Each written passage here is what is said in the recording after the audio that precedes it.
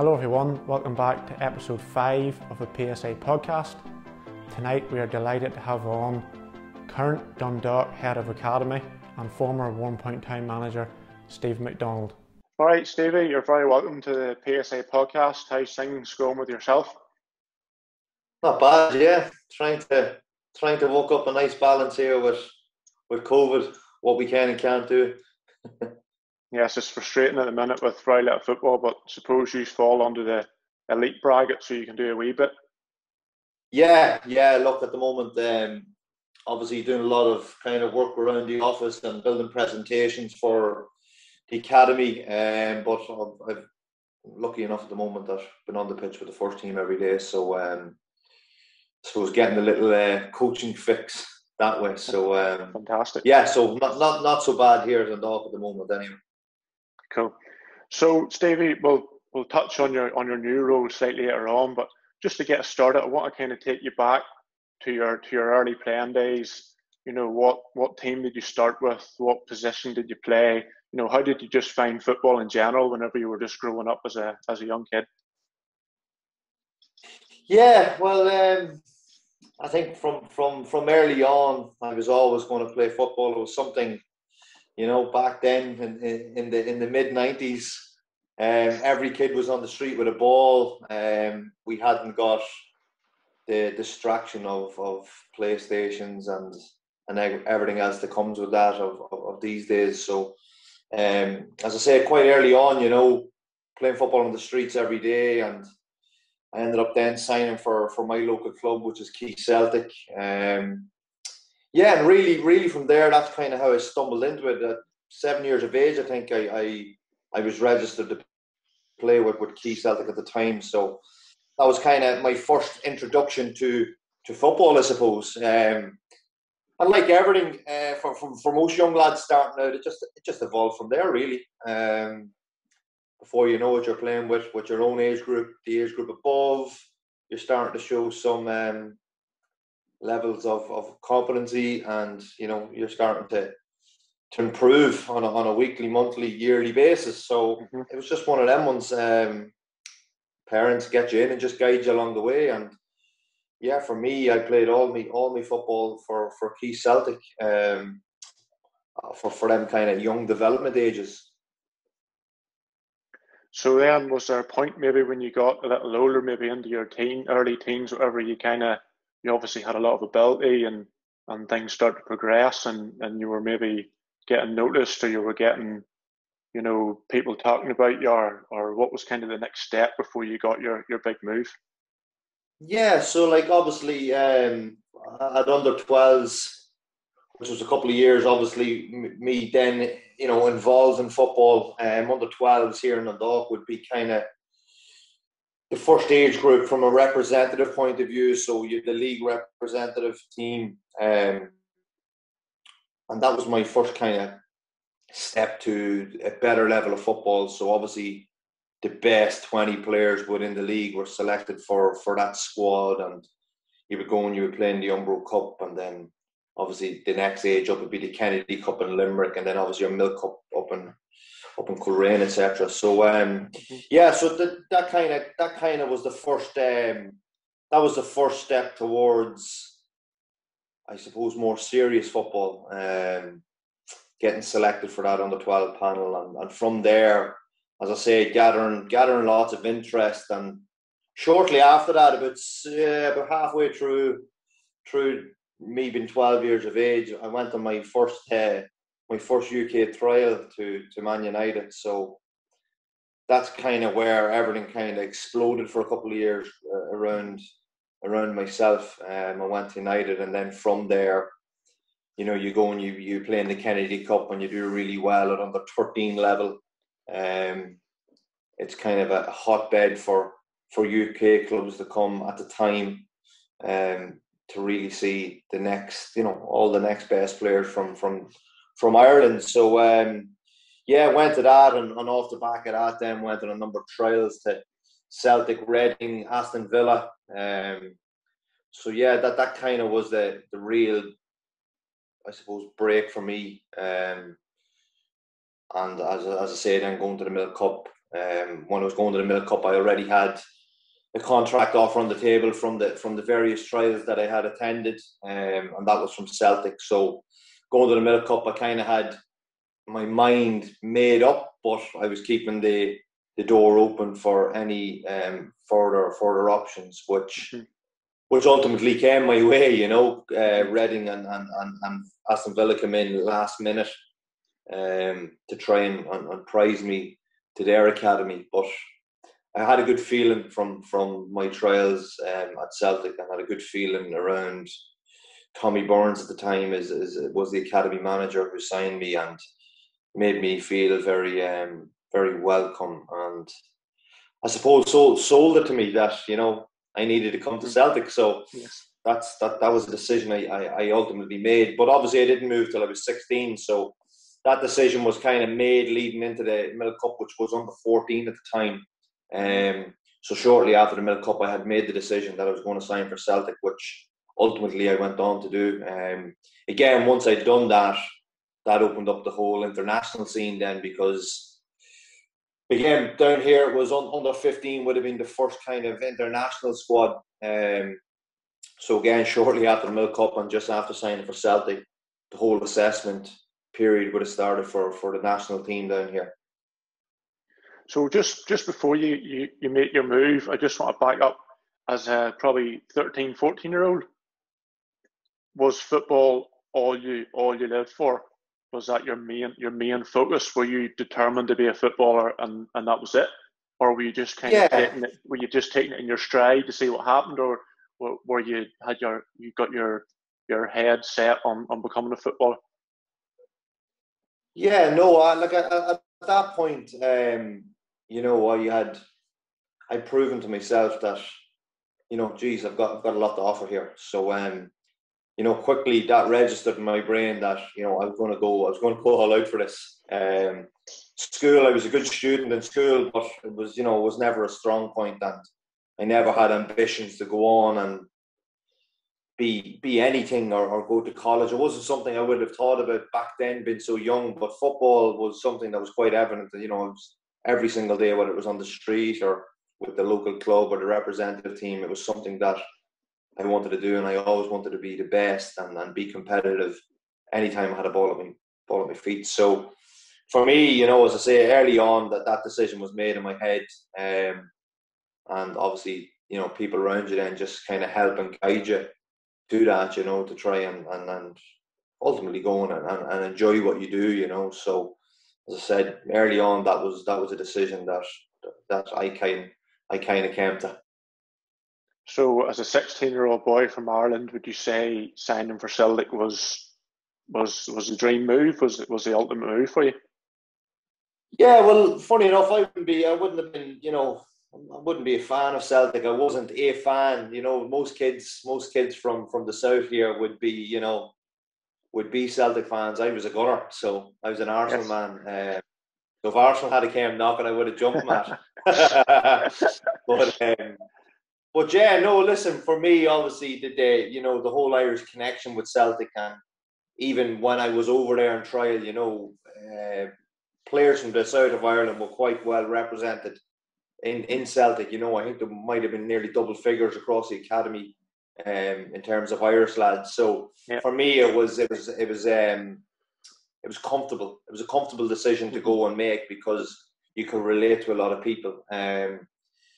So yeah, but listen, to be a 16-year-old kid, to get the opportunity to go into a full-time academy environment like that, regardless if it was Celtic, Rangers, Aberdeen, down in England and Manchester, wherever, it's always a dream, to be a footballer first and foremost. But yeah, no, listen, it was, as I say, it was quite comfortable for me because I knew kind of had as I said, that real Irish connection was quite evident there at Celtic at the time.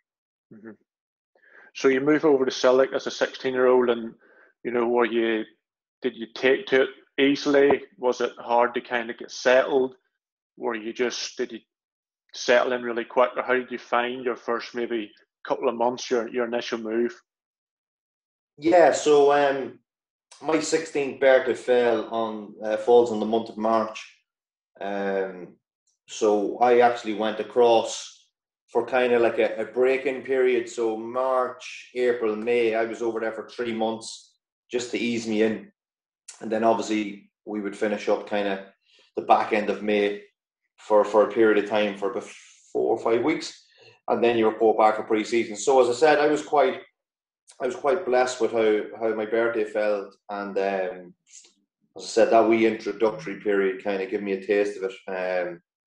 And then you were home for a wee bit, and then you were gone back. But like overall, I to be honest, I settled quite well. I stayed in digs with another Irish lad, Richie Towell, and we had an Italian lad from Milan, Luca Santonocito, who just signed from Inter Milan for. Yes. I think he might have signed for maybe 90k, 100k. He was a big prospect. So I shared digs with them. But again, as I said, we were well looked after. For me, I settled simply because we were on the football pitch every single day, and you were reporting for 9 o'clock and you weren't home till 4 o'clock. So you were doing your school hours.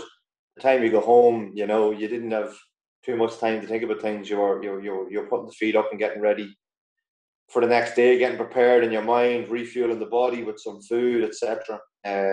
So yeah, look, it was quite an easy transition for me, and one I enjoyed. Fantastic. So could you just maybe take us through your time at Celtic briefly? Any highlights, how you got on, how you progressed? Yeah, so like obviously like everything, a kid coming from whether it's the north or the south of Ireland, we haven't got the luxury of a full-time, we haven't got full-time. I know it's different now. Like obviously we've got the residential academies and stuff for the elite players up in Jordanstown, etc. But like, back, as I say, back then, you're talking 15 years ago, you hadn't got the luxury of getting that much contact. So as I said, naturally every player developed and progressed, and I was no different. However, for me, I was slightly unlucky. The man who'd signed me, Tommy Burns, unfortunately, Tommy passed away at the time. Passed away. So that kind of introductory period that I had of the 2.5 months, prior to the summer break, Tommy was struck down. I think Tommy battled cancer 2 or 3 times over his life, and unfortunately, Tommy had passed away. And when something like that happens, obviously it hits a club like Celtic, especially the many roles he fulfilled. He was first team coach, academy manager, etc. And like for me, it was I was up against it straight away. Like as I said, the whole lure of me going to Celtic was Tommy Burns. That that man convinced me it was the right club, and I was going there specifically to work with him. And unfortunately for me, that never quite materialised. So we got a new at the time there was a new academy manager come in, Chris McCart from Motherwell, who's still currently in the post to this day. And obviously I wasn't one of Chris kind of signings, and it just.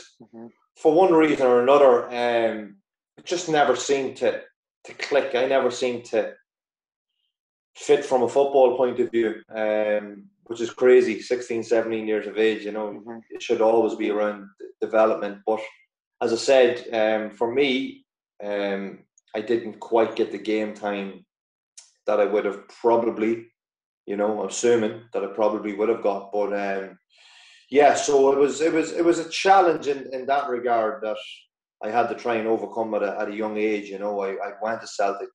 The dream had been sold. I was looking forward to going and working under Tommy, which never materialised, and now I had to adapt early on. And as I said, yes, I certainly did get better, but there was a serious lack of game time there for the just shy of 2 or just over 2 years I'd spent at the club.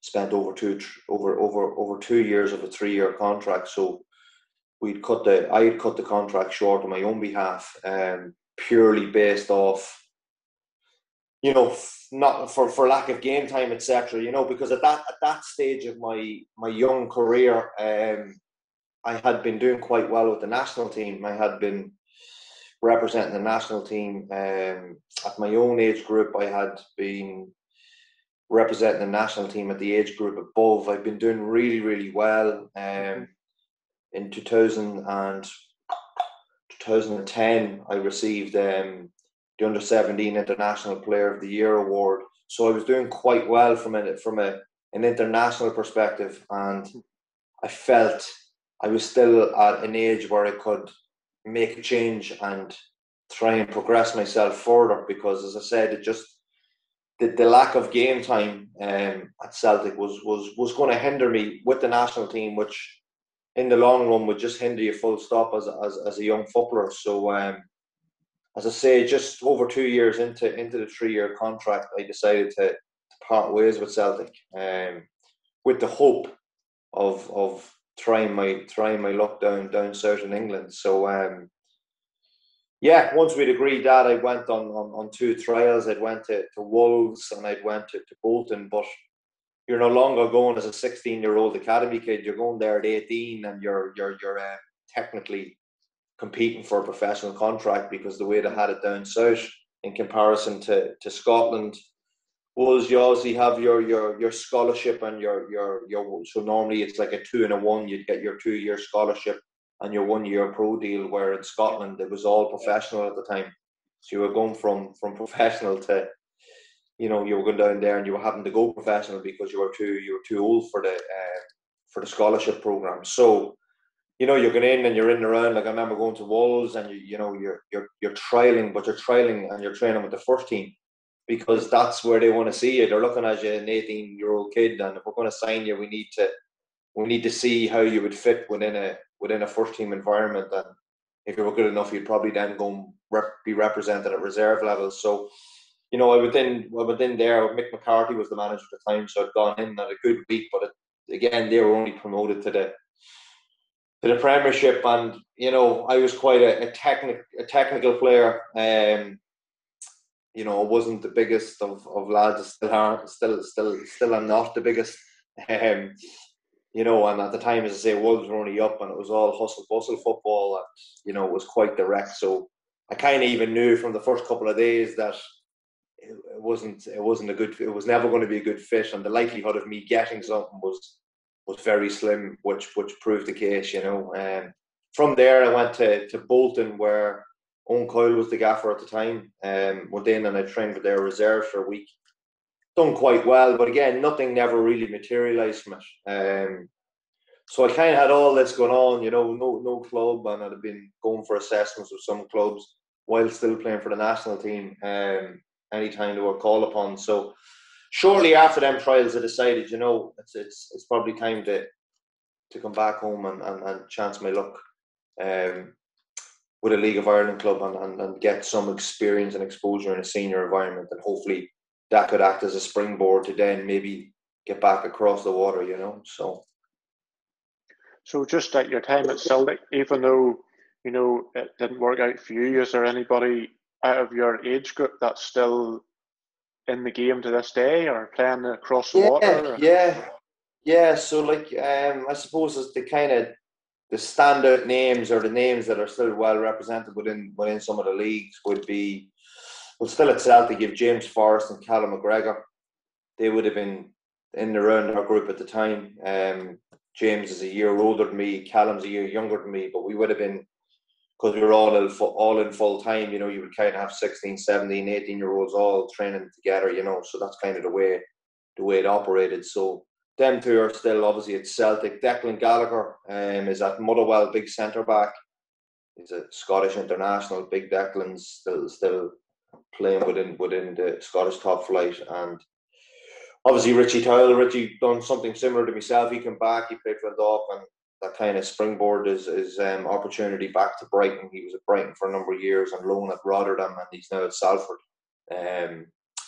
So they'd be kind of the names that are still quite relevant, that people would probably be more aware of, that would have been the age group that kind of, the era that I was there. And the likes of Callum McGregor, and that could you tell when you were training with them from a young age that they were really going to make it?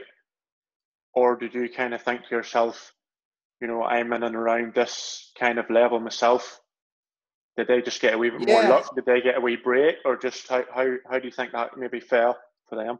yeah. Listen, absolutely. Like everyone that was there was, was competent and of a decent level. In football, as we all know, it's the right place, right time, right people. Mm-hmm. You could be a really, really good player in the wrong environment at the wrong time with the right person, but it still doesn't work as a whole package. So for me, it's all about, the right club, the right time, and the right person, the right style of play. If you get a lot of them, and that's what I would call luck, if you get a lot of them things that go for you, the opportunity becomes greater and it becomes more realistic. Where, as I said, if you find yourself in a slightly different environment with at the wrong time or with the wrong people, that's kind of how you slip through the radar and ultimately you kind of fall through the levels and find yourself playing at a lower level that you probably once thought, geez, you would never get to that level. But certainly them couple of names I mentioned, you could see from a young age, if they had the ability, it's getting them bits of luck at the right time, and luckily for them, they developed in an individual way and got the opportunity. Like even Jamesy Forrest went straight, like he went straight into 21s with Lennon at the time, and then obviously Lennon getting the first team gig. You get them bits of luck. Yeah. He obviously was able to see what he could deliver in the reserve environment. So for James, it was quite straightforward. The likes of Callum spent some time, I think, down at Notts County in League Two. Which for Callum, he was very, very technical. Still is. He's an excellent footballer, but probably needed that kind of physicality. I suppose he needed to be up against that physicality to see how he could compete. So his loan move to Notts County probably proved that, geez, he can actually do it. So again, probably got him in and around the environment. That was probably a test of character and a test of ability, and he passed that test. And again, ultimately, probably got the opportunity based off the loan deal, and then goes in and plays first team and has been an ever present since, and both full international players. Richie, again, I think made his debut, played twice for Lennon, went on loan to Hibs with Pat Fenn and got tons of exposure. Played a lot of games. Came back to Celtic, didn't get his deal renewed. When he probably thought, geez, I'm probably going to go on and have a career here, to not getting a deal. So I think Richie was an interesting one. He decided to come back home for a period of time and see what he could do. And for him, he went to Dundalk again, right place, right time, right manager. Played under Stephen Kenny.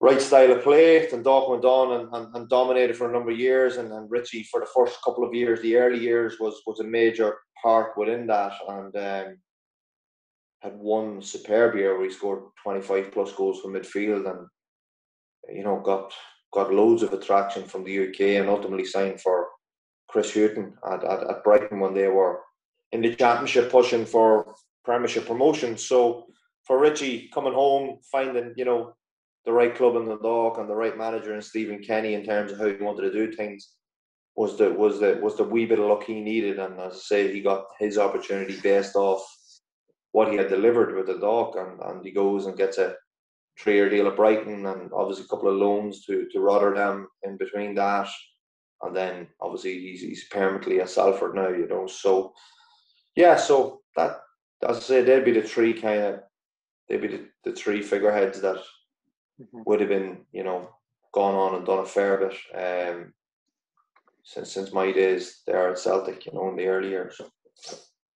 So home then, back to Ireland, and Dundalk snapped you up. Was that a no-brainer, or did you have a couple of different offers? Or yeah, so I know Dundalk was the only offer because there was nothing. Look, really, to be honest, there was nothing else on the table. Dundalk's my hometown club. At that point, Dundalk were entering the second season back in the Premiership. We've been in the doldrums for a long time. Dundalk have been in the first division for a number of years, and this was when I returned home, this was their second season in the Premiership, and they just got a new manager, Ian Foster, who's now involved with England under. Don't know, he could be involved. He was involved with the 17s, but I think he's now gone in with like the senior ladies team with England. So he was the manager at the time. Ian Foster. He's a Liverpudlian, and yeah, it was just perfect timing. As I say, Dundalk were going a slightly different direction. They were trying to get some of the best young players in the country, along with some experienced players, and for me it was a perfect fit. And we went on to have a couple of good seasons at Dundalk. So at that time for me, the idea was sign here, try and get into the senior setting and play as much senior football as possible, which would have been very different to what I'd been used to with Celtic or even with the international team, albeit the levels are very, very high technically and tactically. It doesn't replicate senior football, getting bashed by men and getting it put up against you. And obviously ultimately not everybody was of a high technical and tactical level. So it was a very, very different environment, and it was kind of sink or swim, I suppose. But for me, that was the whole thought process of signing for Dundalk was to get in, represent yourself well within the team, and then hopefully attract interest to go back across the water as a senior player, even though you would have still been in your late teens. So that was the initial thinking. And to be fair, after the first season, I maybe racked up something like 25 appearances, and I'd managed to secure a trial to Queen's Park Rangers at the time. So again, went across the water for an assessment. Nothing came of it, but again, that gave me a little bit of encouragement that what I had went and done at first team level in that particular season had got somebody off their seat to come and watch in order for me to be getting on a flight to London to go to QPR. So, that was the idea, and you go into the next season thinking, can you get more appearances? Can you attract more interest? And that was generally the idea, And was Dundalk full time at the time? Yeah, so when I came home, they were full time. We were mornings. A very different full time to Celtic, but we were full time nonetheless. That we could solely focus on training. Like obviously, I've been used to with Celtic, training maybe 2 pitch sessions a day or a pitch session and a gym session.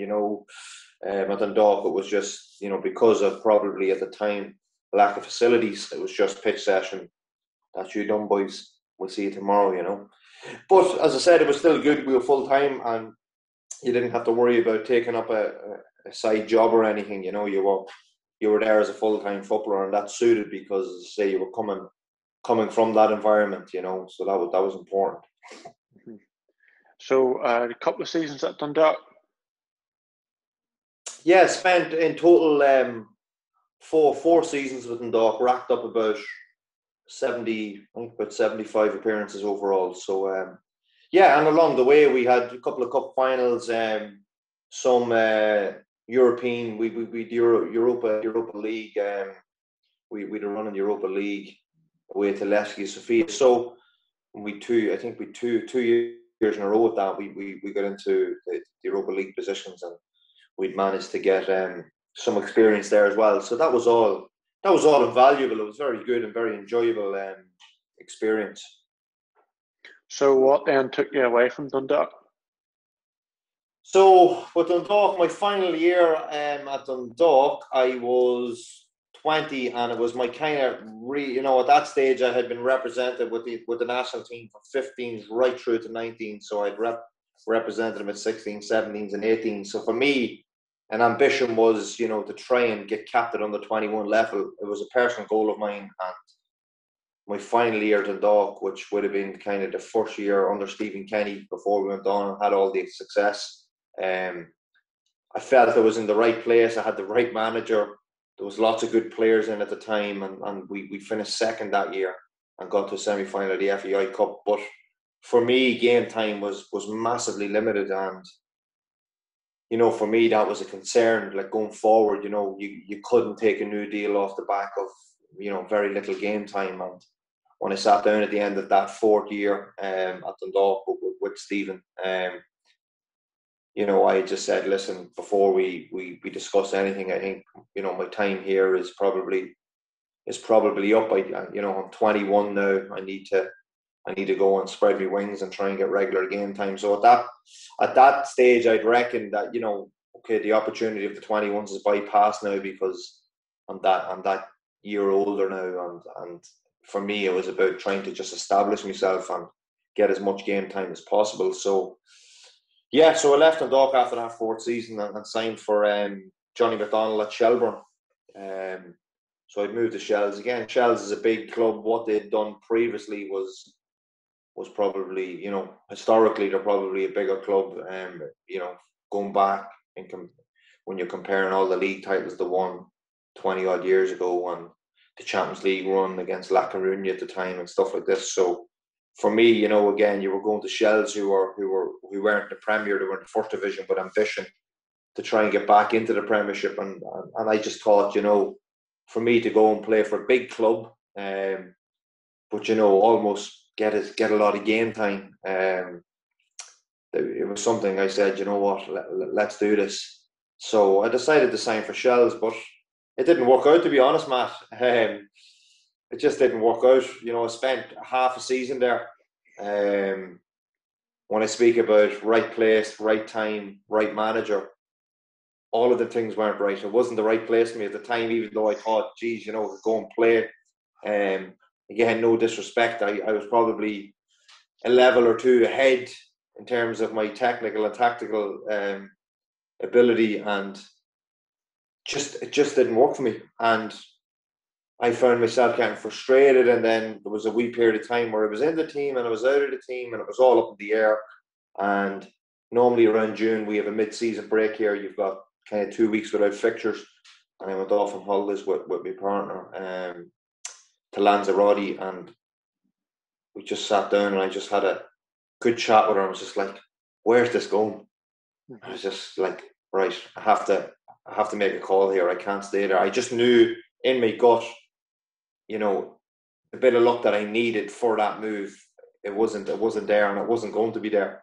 So I made the decision when I returned from holidays that I wasn't going to return to Shelbourne, and again, I agreed to cancel my contract mutually because I felt I wasn't going to go anywhere. And then that's when I had looked at, right, well, what other possibilities is there? I had a period of time at the Dock. That experience was over. I've now took a move to Shelbourne with the hope of, springboarding again and getting that regular game time to maybe get some notice. Didn't work out, so I switched. I moved the goalpost completely, and I had a look at up north, and obviously Warrenpoint at the time were only starting to progress as a club. I think they were entering their second season in the Premiership under Barry Gray, and I think it was a second season. And obviously Barry had caught wind at the time that I was available, and I think Harry Fay was assistant at the time, and Harry was aware of me because Harry would have been Johnny McDonnell's assistant at Newry when Johnny McDonnell was assistant at Newry. So obviously with Johnny being at Shells and me leaving Shells, that kind of alerted them, and again Barry and Harry, between the two of them, had persuaded me to come on board with Warrenpoint. So again, the idea was get into Warrenpoint, try and show the league what I could do, and hopefully get a bigger move to maybe a Linfield or wherever. But I was only a month in. I was 22, just gone 22. Before that midsummer break, before I'd left Shells and came to Warrenpoint, so I was 22 at this point. And yeah, I was a month into pre-season. We done pre-season. We did a pre-season trip away to Russia. It was an unbelievable experience. And then we returned, and I played the first 3 games of the league. And Yeah, I at that stage throughout my whole career, I had been getting regular screening um with the Mater in Dublin, around an issue they'd found with my heart. And yeah, basically a month into the season, I remember it was around the 22nd of August. There you go, even though the date. Yeah, basically it was curtains. I was advised to retire. So again, we'll probably touch on that a wee bit more now because we've just thrown it in there. But like from when I went to Celtic to the stage of 22, that 6 year period, something had flagged at Celtic when I'd done my medicals.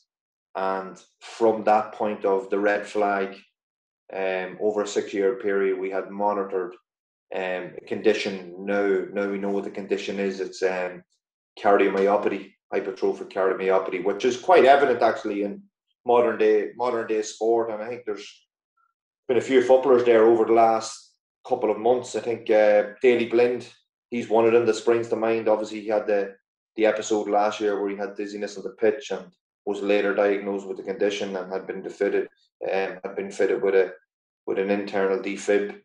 Scott Allen, who is at Hibs, there was just a piece done recently on him 2 weeks ago. Actually, he was diagnosed with the condition, but obviously they're playing at proper, real high end football where they can put things in place and there's probably a daily regular routine for them guys. So yeah, so for me, at 22 at Warrenpoint, we were very much part-time, and at the time I remember the doctor saying, listen, you can carry on, but you would be a major risk to yourself having a cardiac arrest on the pitch. So as I said, over that 6 year period, we'd been tracking my heart, and again, look, listen, never had an issue, never had a symptom, still have never had a symptom, but I've got a condition that is, can be fatal if strikes. So for me, it was, remove all risk, and I took the advice of the medicals and retired at 22. So yeah, so that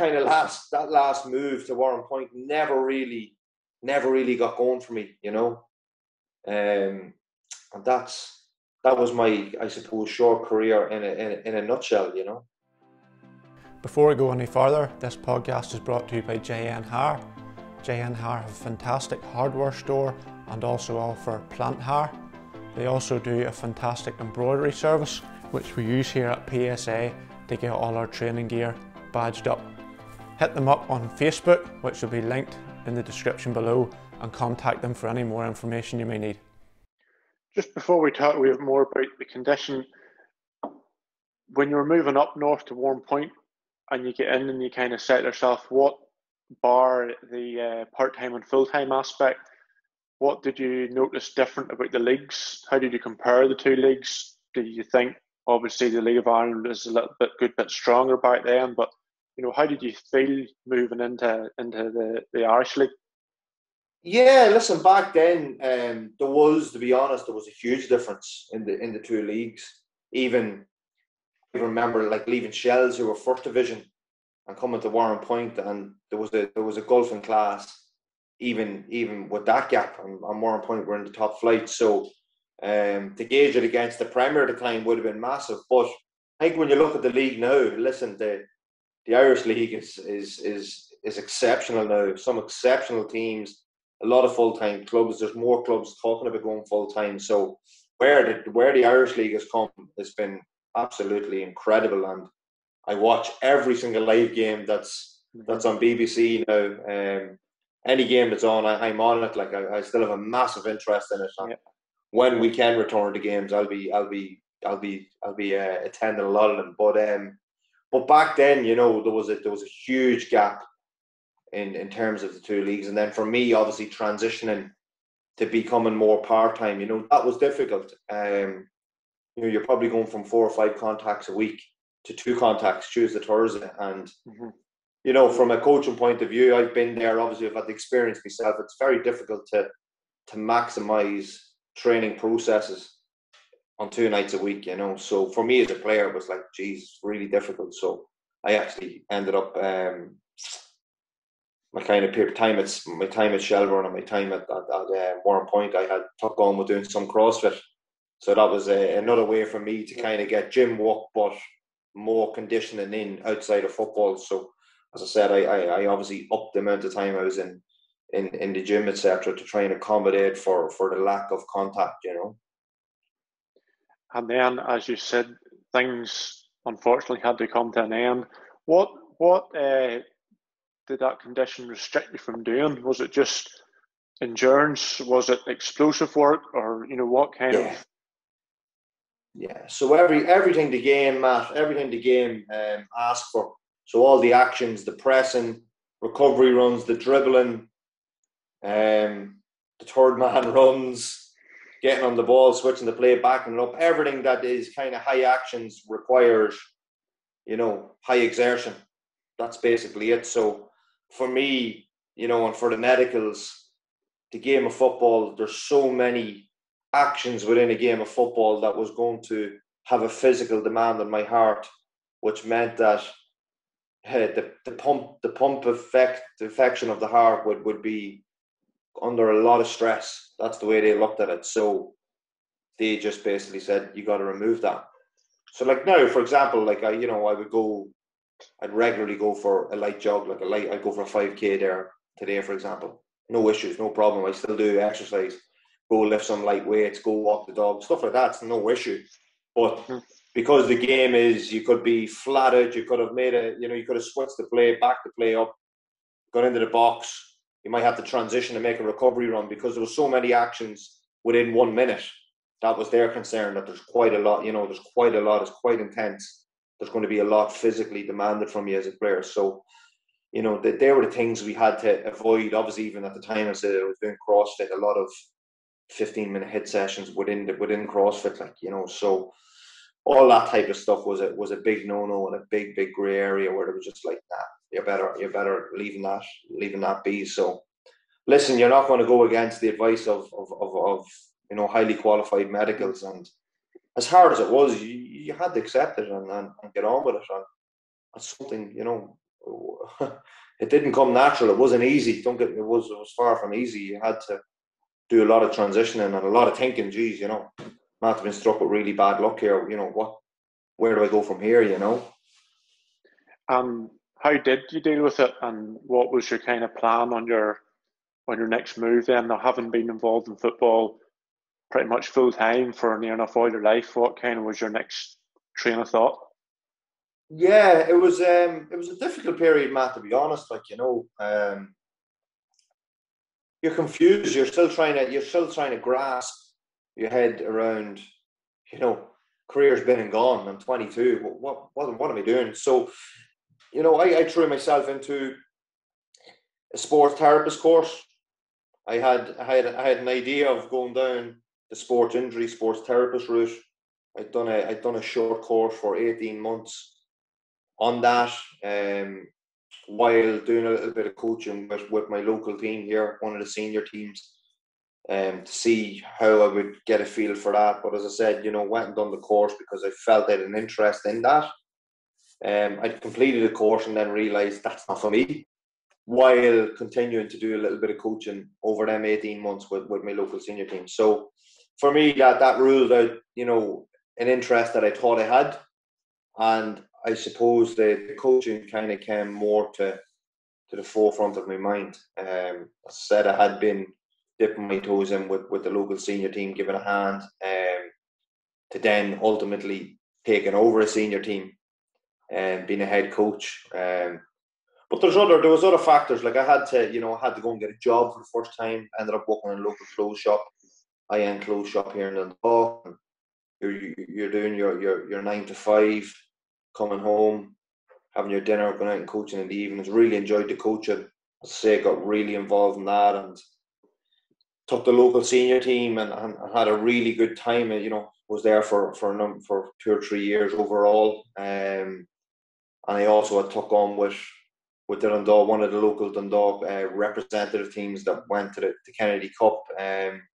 So got quite involved, and at that point, before taking the representative team, I had obviously the senior team going.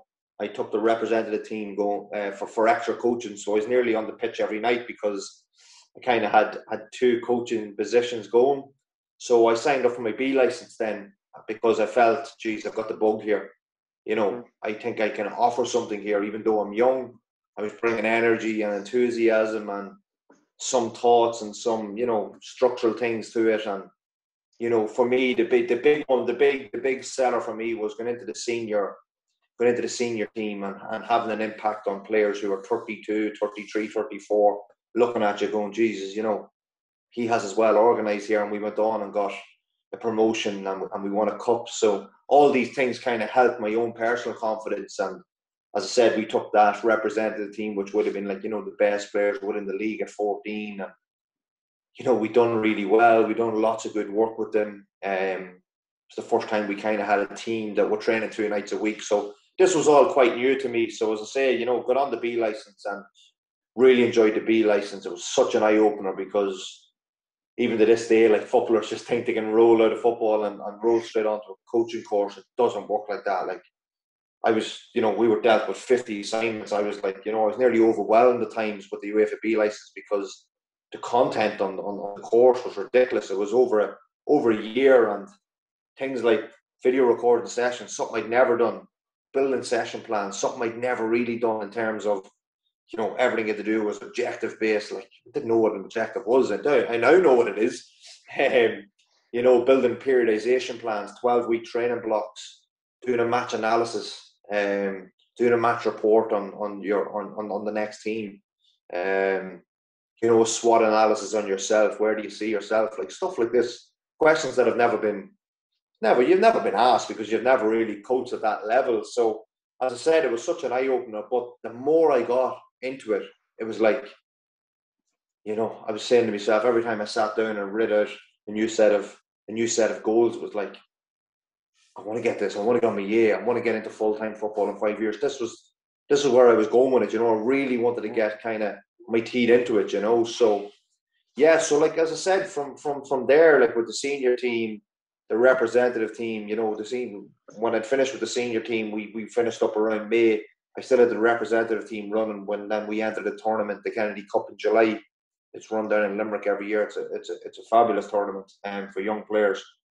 And off the back of that, I was getting ready to go back and be involved with the senior team again. And I get a call from Warrenpoint at the time. So it's just funny how it all kind of worked. You know, you retired at Warrenpoint, even though you're there for a short period.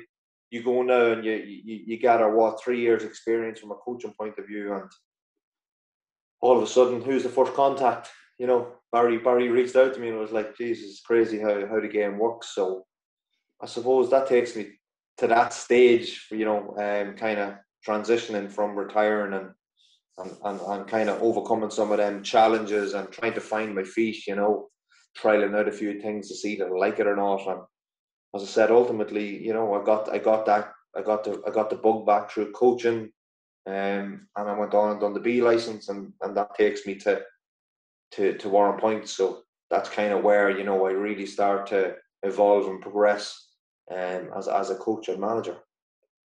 So just before we talk about your coaching and management time at Warrenpoint, coaching never really came into your head when you were playing as a player that you thought, you know, whenever I retire, be it later on in years before your condition came prevalent to you, coaching never really came into your head? You were just a player, or did you kind of have that wee thing in the back of your head? I was so focused on playing. I think I was always going to be involved in football. I just didn't know at what level, how serious I would have took it. So there were some things that, you know, I kind of needed to find out really quick. But, you know, retiring at 22, it wasn't my initial thought was remaining in the game. It was kind of take some time myself. That's why I kind of tiptoed into football with the local senior team. And as I said, for the first year of that, I was kind of assisting a good friend of mine. He was like, you know, why don't you come down and just give us a dig out? And that's all I did. I didn't want to get too invested in it because I wanted to give the course I'd signed up, the sports injury therapist course. I wanted to give that some time, and I did that. But as I said, It certainly wasn't my initial reaction. Geez, I'm going to go on and be where I am ultimately now, but I think it was certainly something I was going to get involved in. So you've built up 3 good years' experience, and then Barry Gray gives you a call. You're in at Warrenpoint. What was your first role there? Yeah, so Barry reached out. As I said, that just when I had returned from the Kennedy Cup in the summertime, and they had just been relegated with that controversial incident at the time. I think it was Carrick Rangers. Was it Ross Dunlop? Is that the referee? Was it Dungannon Swifts? Dungannon they played. Sorry, yeah, Carrick, Dungannon. It was in Milltown. Yeah, Carrick was playing in the other game, wasn't it? That was it, yeah. And the controversial penalty that was never. Jordan Dane, if I remember, got clattered in the box, and the referee gave it the other way, and obviously they went down via that decision. So they were in the championship. As I say, Barry had reached out to myself to come on board as the first team coach, and he'd also reached out to Matthew Tipton, who had just I think he had just retired. So Tippy came on board as the assistant to Barry, and I was the first team coach then.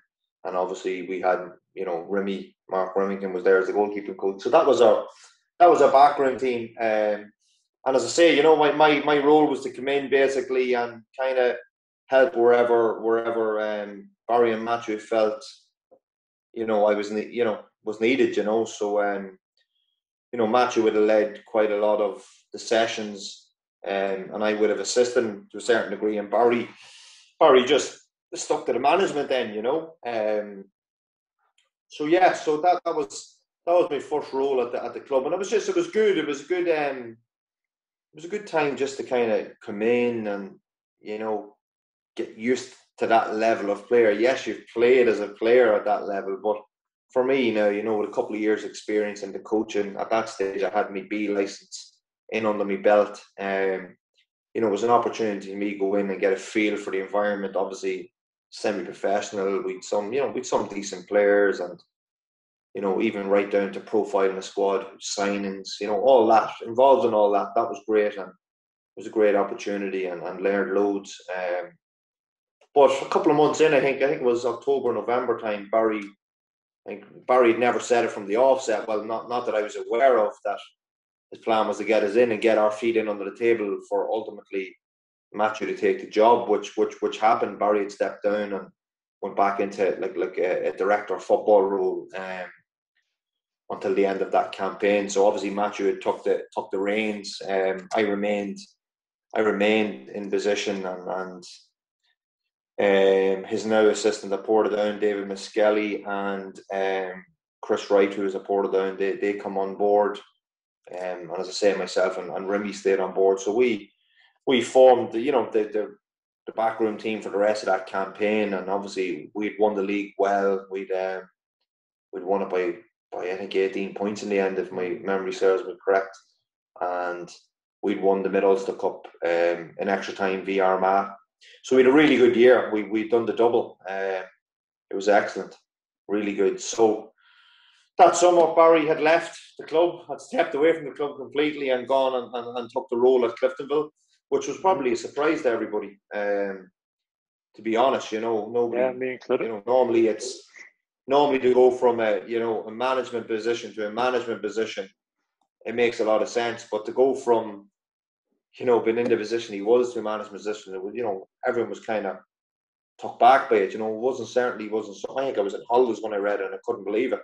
But that happened anyway. So there was obviously a bit of change at board level regards rules, and Barry had held the club together for 12 years leading into that, and took them ultimately to where they were. So you got into the new season that I'd sat down with the board, and they were looking to obviously develop the youth section and the youth academy at the club, which was probably.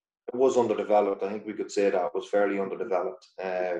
So the view was that I would remain with the first team as a first team coach, and again be utilised in any way that was seen to fit. But obviously I had a wee bit more responsibility and a wee bit more involvement with the club overall now, because now I could kind of really get my teeth into the academy end of stuff. So I suppose it was a good progression for me while I was at the club. You know, as I said before that, I've been making progressions leading into Warrenpoint from a coaching point of view, but now I was making progressions within the club. So year two, obviously, got stuck in. We were in Premiership, different kettle of fish. You're up against a higher level team. You weren't winning every week. You know, there was a lot more weeks we were coming away disappointed than we were jumping with joy. But in the meantime, I always had the academy stuff going in the background, attending games before our first team games, putting on internal coach education workshops, assessing training sessions, taking some training sessions. So there was a lot for me, which was great, because it was just like, you know, I'm young and I was like a sponge. I was soaking everything up, sharing some of my own ideas, developing some of my own structures. So it was really good, really enjoyable. So that second year, I had just been accepted onto the UEFA license down here with the FAI. So again, you know, there was progression at the club, but also personally there was progression in terms of my UEFA badges. So obviously I'd been on the A license that summer. I think I started that summer and completed it in February of the following year, which was obviously just over halfway point of that season. Again, we'd hit a wee bad run in January, early Feb, and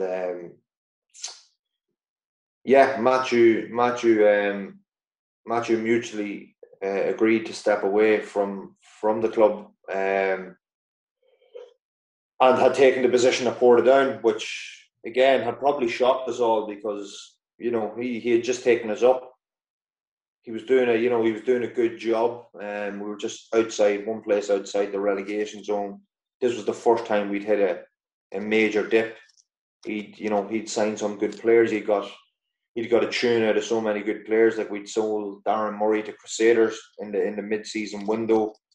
We'd sold Stephen Murray in the mid-season window to Glenavon, who was firing. Both of them were firing some goals in for us. So off the back of them going and taking a few in, and we'd hit a wee bit of a dip. So it was a surprise to me and a surprise to all of us when Matthew I think he'd stepped down directly after the Glentoran game away, where we got stuffed 5-0. I think we were 3 down at half time. So yeah, we were all shocked after the game. That was it. Matthew had stepped away. The week before Matthew had stepped away, I just received my A license. So that was good time. Chairman, yeah. Listen, and again, the next part, it was something. It was like, right, okay, another progression. This is incredible. You know, I'd only been there 2.5 years, and I was moving on to my third promotion. So I remember it ever so well. Conor McGreevy, the chairman at the club, caught wind of what happened, and I was just in my car, ready to parked outside the Oval, Tuesday night fixture. I can remember it. Horrendous night, wind was whistling the whole lot. Getting ready to drive home, and my phone goes, Conor McGreevy. So I says, Conor, what can I do for you? He says, have you left the ground? I says, I'm just about to pull away here. I'm outside. He says, well, can you come back in? So I went back in, had a chat, and basically I remember standing right direct behind the back of the stand, and he's like, listen, Stevie, we've been very happy with the work you've done. We've just heard the news. We're not even going to go and look elsewhere. We want you to take the role over as interim manager until the end of the season. And at that stage, we were 3 points outside the relegation zone with 8 games left. So it was a big one. And I was like, the first words out of my mouth was, yeah, no problem. The youth, the naivety in the decision was like, yeah, I'll just take it. No problem. So yeah, from there, obviously, it was announced the next morning, and yeah, I remember it very clearly myself. Yeah, it was incredible. It was so surreal. I remember getting the role, and the next day, then there was the Beast from the East came in, and the place was snowed out of it, and we had, we were meant to have a game that Saturday. We didn't play till the following Saturday, so it was like brilliant. It gave me a little kind of moment to gather a backroom team, a little bit of a moment to gather some ideas on where do I feel we need to improve. And yeah, so from there it was brilliant. As I say, went and filled the backroom team with people I met through courses and previous experiences, and obviously the likes of obviously Remy, Mark had stayed involved. He stayed on with me as ultimately the interim manager till the end of the campaign, and then obviously we would assess everything. But it went unbelievably well. Our first game away to Ballymena, I'll never forget it. We won 3-1. Came from one down to go on and win 3-1. But the style and how we did it, we really, I think we were at that period. It was a massive kind of breath of fresh air. We'd gone in with completely new ideas to the league, and that's not been disrespectful. It was just we were so fresh and I suppose so young and naive. Like we went, and I can remember that first game. Like we played 3-4-3 with a box midfield away to Ballymena, and I remember David Jeffries scratching his head like at the end of the game, going, "What just happened there?" Like it could have been 5 or 6. And I remember everybody. I remember all the journals, the reporters, everything were raving after that game as if like, "What's happened here? This has been a transformation."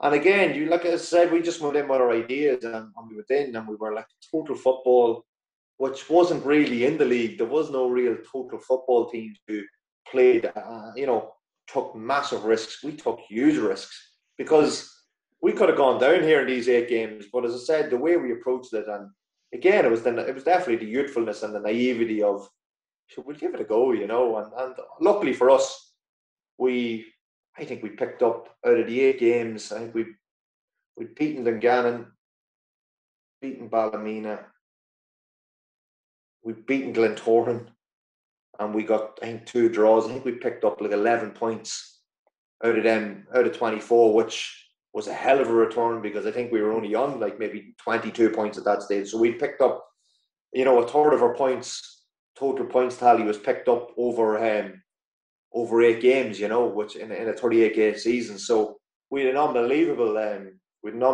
interim period for 3 months. And yeah, listen, brilliant. Went on holidays, come back, and yeah, we wanted to, Conor and the board had decided we want you to take the job on a permanent basis, and that's when I signed a 3-year contract at the club, and yeah, unbelievable. Like as I said, that was kind of talk about retiring and not having football coaching at the forefront of your mind, to all of a sudden 5 years down the line you're the youngest manager probably in the history of the Irish League after signing the 3-year contract. I couldn't have wrote this stuff, to be brutally honest with you. I couldn't have wrote it.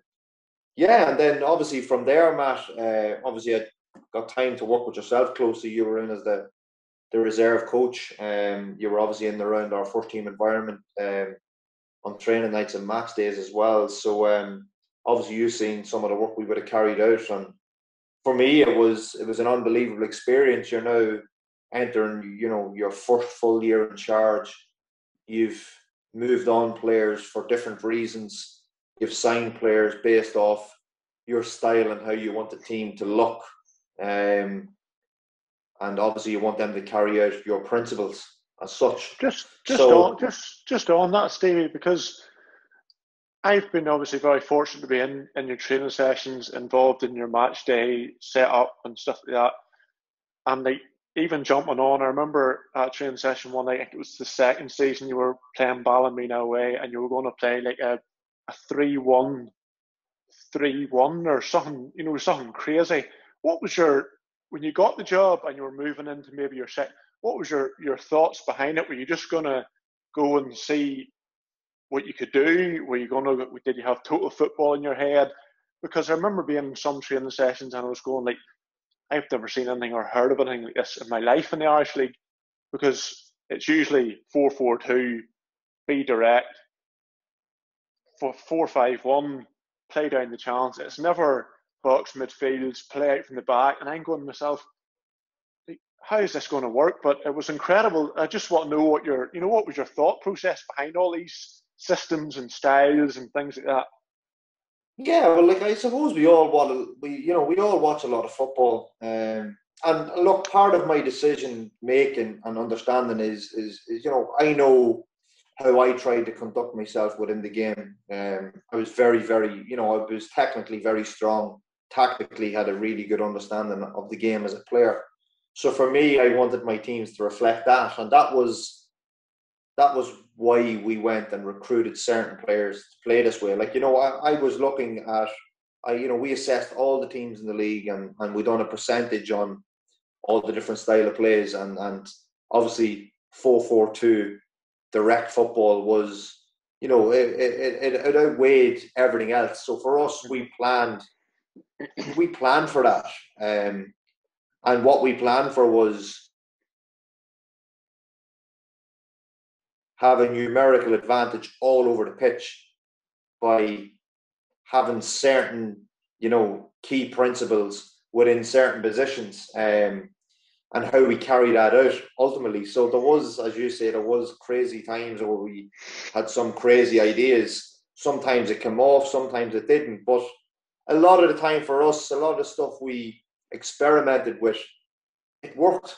And for us, it gave us invaluable experience. Like at the time, you got to think about it. We were the smallest club, smallest fan base, and look, we had the smallest budget. Let's be real about it. So when we focused in on our recruitment, we focused on signing young players who came from good educational backgrounds. So like we would have took over a number of years, we would have took a lot of players from the Dundalk under 19s that just weren't ready for their first team, but we knew their educational background through football was of a high level. So obviously with our methodology and how we coach, as you know yourself, we felt, getting players in at that age, we could really, really expose them to a really good environment. And that's why we tried a lot of, crazy tactical ideas. And look, ultimately it worked. More so that first year, it really worked. It took time, but it really worked. And as I said, like, you have all the journals, all the people running podcasts, the BBC Sunday show that they did regards all the highlights and that, and people are now talking about Warrenpoint probably playing the most value for money football in the league at that point. Like, we'd gone to Linfield and got a 1-1 draw. They scored in the 96th minute to equalise. That's when they're top of the league. The following week, you go to Glenavon, who are top of the league, and you get a 1-1 draw. You beat Ballymena. We beat Cliftonville, scored two goals in the 90th minute to turn Cliftonville over in Milltown.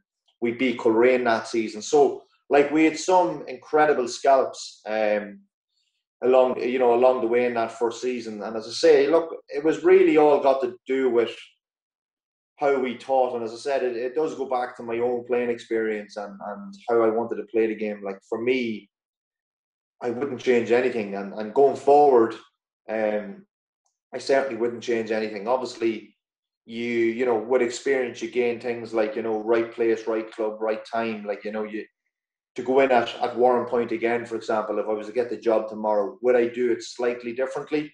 My principles would still be there, but I'd obviously have to assess all the external factors, all the other things that naivety allowed us to make crazy decisions at the time. But as I said, it paid off, and it's good quality information stored for my next management job, and that's just been honest, Yeah. You have to have a style, like, if the way we were looking at it, if 11 teams played 4-4-2 in direct football that season, well, then we're the 12th team. We'll try something different. That was my mindset. You could still only have one winner playing 4-4-2 in direct football. So there was no point joining in that. There was no point of having the mentality, you can't beat them, join them. We certainly didn't think like that. We thought, well, if we're going to get success, we're going to get it a different way. And that's how we felt. And, like, again, look, it all comes down to even your background team. Like, obviously, Collie was my assistant there. Collie was, caught off the same plot regards mindset and how we should develop training sessions. What, like, we're working off animations. We're doing, putting TVs up in dressing rooms so players understood training objectives, and they had a vision of what the training looked like before it even started. Everything was so precise to the training night, and that would all tie in with opposition match reports, and we would identify maybe 2 areas of weakness, and we would plan for that. So if it was a right back, or if it was the pocket between the right back and right winger, if that was an area where the opposition were weak on transition, we planned for that, and we would build the whole training week around that. And when you see stuff like that come out in games and you get results, it's like brilliant, Now, a lot of time it mightn't come out either, because we had a really young squad as well, so there was a lot of inconsistency. But that first year, as I said, I named a couple of the scalps. We got to the semi-final of the Irish Cup to only get beaten penalties. Again, that was a lot of our players' first time in a senior semi-final, full stop, So Nares probably did get the better of us. It was a stalemate, 0-0, and we got beaten penalties. But for our first year, we recorded the highest points tally in the club's history to date. We got to the furthest point in the Irish Cup to the club, in the club's history to date. So, for us, it was an unbelievable year. Obviously, what followed then, that transfer window in the summer, there was huge turnover. Obviously, Simon, like Aaron McCarry had signed for Dundalk. That just goes to show you what, Shanna Foster went to Cliftonville. Simon Kelly had retired. Trying to think, and then obviously, there was a few decisions we had to make, for what we thought was going to be the better of where we wanted to go with it. So, unfortunately for us, we weren't able to replace key players. We hadn't got the financial muscle to go and compete with other clubs, and that followed by a mini injury crisis at the start of that campaign meant we had an absolute atrocious start to the season. And I think we got to game week 12, and that was it then. It was curtains after match day 12. We got pumped 7-0 by Linfield, on a Tuesday night game, and the next day, ultimately, that was our time up at the club. But to take it from the interim period to that first season, which was unbelievable, busting all them records and getting really good recognition for the work we've done. And the thing for me, Matt, is if I was to go back in up the north at any point, I think people would understand what I would give and what I had given. So people would now recognise, well, geez, if you were to take Stephen McDonnell into your club, he might look to follow some of these traits. And it's like, you either like it or you don't like it. But as I said, the way the league is going up north now, there's a lot more emphasis on technical and tactical detail. So I think where we were 2 years ago now, since my time at the club at Warrenpoint, where the game has come up north is it's come very far. So I feel if I was to go back in at this stage, you would sit well for now. So as I say, it's developed. The league's developed. I've developed personally. I've gained invaluable experience, and listen, massively thankful to Warrenpoint for what they did for my personal coaching and managing career, because I held down 3 roles at the club over a 3.5 year period, which for me was unbelievable experience, and it's paved the way for hopefully a career in the game as a coach at senior football. That's something that I would be passionate about continuing to do, which probably now takes us to what have I done since my time at Warrenpoint. Yeah, you were you've been very quiet, or could I say under the radar maybe, from your time at Warrenpoint until your appointment at Dundalk. What have you done, or what did you do? I'd probably say there was a lot of maybe self-development, reflection, things like that. Yeah, massive amount of reflection. Attended a couple of CPD events to try and just further kind of educate and refresh, kind of my experience to date, and I suppose fine tune my thoughts going forward within the game. So yeah, so like once I finished the Warrenpoint, I kind of had a 6-month period where I wasn't involved with any club or any association or anything like that. I'd just been doing some casual coaching through a performance academy here in Dundalk, which we ran twice a week. So just on that, again, it was just more finding my feet again. And then Jim McGeilton at the IFA had reached out to me in March of last year. So I jumped on board with Tim and Jared with the IFA with the UEFA Academy. So I've been working with the guys from March right through till Christmas just gone there. So it's spent about 9 months with them. Getting in, working. Was that all day, like every day thing?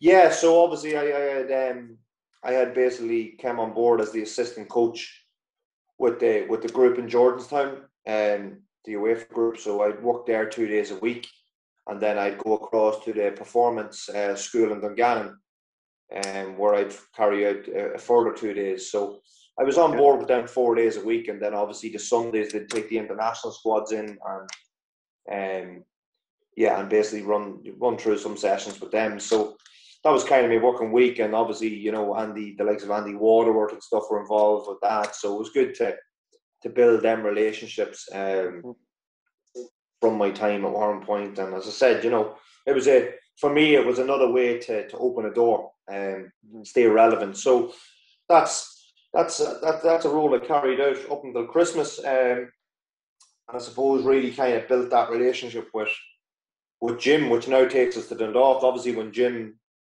got the position here as sporting director, he reached out straight away, and we discussed about Dundalk and coming on board, and I suppose that the position I'm in now, academy manager, it's the reason why it really interested me was, there's an array of different roles and responsibilities within one title.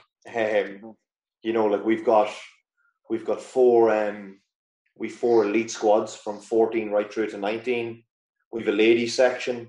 We're now in the middle of developing a pre-academy model, which will fall underneath our first kind of contact age group, which is 14. So our pre-academy will fall under that. You're on the pitch every day with the first team. So for me, it was like, okay, managing a team of senior players, you've got a squad of 22, 24, managing a backroom team of a senior backroom team, you might have 6 to 8 staff. This was a complete flip of the coin here. I've got 25 staff to manage across the academy. We're looking at 120 odd players where we have to basically make decisions on where we're going with them, developing a pre-academy from scratch, assisting with the first team in any way they see fit. So for me, this is a real, opportunity to learn and further evolve within the game. It's a full-time position. It's the first time in football that I've had a really, really full-time position. Like obviously when I was at Warrenpoint, yes, the role is full-time, but you're only 2 or 3 nights a week in a game. I'm on about full-time as in I'm in Oriel Park 60 hours a week at the minute. So it's really hands-on, and that's in a time where we have a pandemic. You're putting 60 hours on a week. We're not even on the pitch with the academy players yet.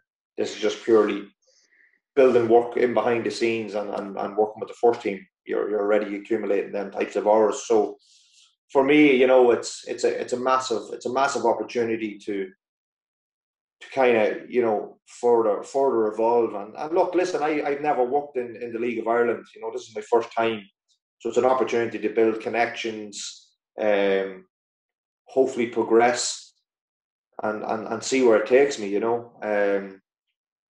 Obviously it's not first team football, it's not first team manager position, but as I said, it'll certainly speed up my understanding and hopefully speed up the opportunity to get back into a full-time setting. You know, what I would say is, ultimately, where do you want to get back to? You definitely want to get back to first team football, even though it's very cutthroat. But I think, you know, all of us in football crave that pressure. But for this moment in time, for me, with everything that's going on in the world and the opportunity that has presented itself, it's an opportunity for me to really further educate myself. Like, I've been just accepted onto there's a new course down here with the FAI. It's called the UEFA Elite Youth A license. So it's based on, to be an academy manager or head of youth, you have to do this license now. So obviously you go right up to A license, and then obviously you've got pro license after that. But now they've bridged the gap between the pro license and they've put this one in. So, you know, for me, that course starts next week. So it's an opportunity for me to gather more knowledge, more content, expand my ideas, manage more people, ultimately manage more players. You know, I turned 29 here at the end of the month, so I'm still relatively young from a coaching point of view. You know, if I'm to be in this position for 3 to 5 years, I'll still be in the early 30s. So, but again, listen, if an opportunity comes along or presents itself with a really, really, you know, whether it's here at the club or whether it's at another top club, you know, in a first team environment, and it's something you can't say no to, well, we'll make them decisions if them decisions are there to be made. But for now, you know, I've got my eyes kind of really focused on this, and I want to get my teeth stuck into this, because it really is a blank canvas, and I really want to leave a good stamp here, you know. So I do see myself in this position for a number of years, but in football you just never know, Matt. As you know, you just never know. So look, that's kind of where I'm at the moment. Really enjoyable, lots of work. But listen, that's football. The moment you stop, you know, is the moment you become irrelevant. What's the old saying? Out of sight, out of mind. Out of sight, out of mind. Well, Stevie, just before you go, because it's been a fantastic night so far, I've got 4 quick questions for you, and you can just answer them in 2 or 3 sentences if you as whatever you want. Have you any advice for young coaches? Advice for young coaches in this country, in Northern Ireland and in the Republic. We haven't got a structure here to be, you know, full time and get everything so soon. In England, yes, but here, I believe if you're a young coach, you gotta really, really give your time for, you know, you got to give your time for next to nothing. You got to really go in there as a novice and become an intern, and yes, go and educate yourself. But you got to put the hours in, whether it's at your local boys club or whether you're lucky enough to be working with an Irish League club or a League of Ireland club, or one of their elite 8 groups. If you're lucky enough to be in that position, well, brilliant. But as I say, you know, we haven't got a structure here. So for me, you got to have the mindset that you're going to put 3 to 5 years in here and really, really work to get your badges and really, really work to make an impact and get some notice with the work you're carrying out. So my advice would be roll your sleeves up and work towards that. And what about young players? Have you any advice for young footballers? Because everybody now obviously wants to be a footballer, wants to play football, wants to be a footballer. What would your advice to young players be? Yeah, listen, it'd probably be very, very similar to the young coach. You know, what I would say is never think you've made it. If you've got to somewhere, like what I'm saying is, if an ambition is to come through a particular club and make a first team appearance, don't think that by making your first team appearances, you know, you've ultimately got to the land of success, because it's certainly not. It's only started. If anything, it adds more pressure. So yeah, look, never stand still with your goal setting as a player. You always got to plan for the bigger picture. Where do you see yourself in 10 years, and then you start working towards 10 years and see where it takes you. Because there will be setbacks along the way. It's how you deal with them, and there will be a lot, moments of proudness, I suppose, regards, whatever goals you may set out. So, yeah. So listen, never accept that you've got to a specific level. Always have the bigger picture in mind. That's what I would say. And obviously, you're head of academy at Dundalk, so you're in charge of players and coaches. If you're going to sign a young player, what are the 3 or 4 things that you would look for? Well, I think personality is something I would always look for. Good personality, good personal traits, good manners. That'd be obviously one of the key things. Application to the training sessions, application to wanting to learn more, application in and around video analysis, in and around the gym. So applying themselves accordingly at every opportunity. But for me, ambition, having that little bit of drive. Not just happy being in an environment because you're training 3-4 nights a week and you're getting video analysis, gym, good coaching, exposure to elite football. Not just being happy with that, but saying, you know what, I'm going to be in training in the mornings with the first team. Having that little bit of determination to go and make that happen. I think there are 3 things that I always look for in football, certainly for young footballers. And if you're going to recruit a new coach, what does the coaches have to be attracted by Dundalk or the likes of yourself? Again, probably the first thing, because I would consider myself very similar to what I'm going to say, very open-minded. You can never know everything about football. Nobody knows everything about football because it's impossible. The game evolves year on year. But coming in with a really open mind, because we all set out in coaching and we all have our own very, very different styles and different ways of delivery and different ideas.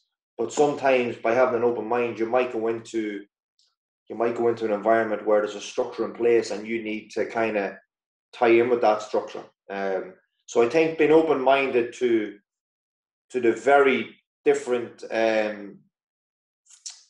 scenarios that are posed to you at different clubs. So you have 3 different clubs, 3 different scenarios, and you'll have to adapt differently to every single one of them. But if you go in with a closed-minded, the one common trend is you'll not last long at any of the 3 clubs. But if you go in with an open mind, you might learn some stuff along the way. But as I said, that's where you build up your knowledge of how football clubs run. So open-mindedness would be key for me within a coach.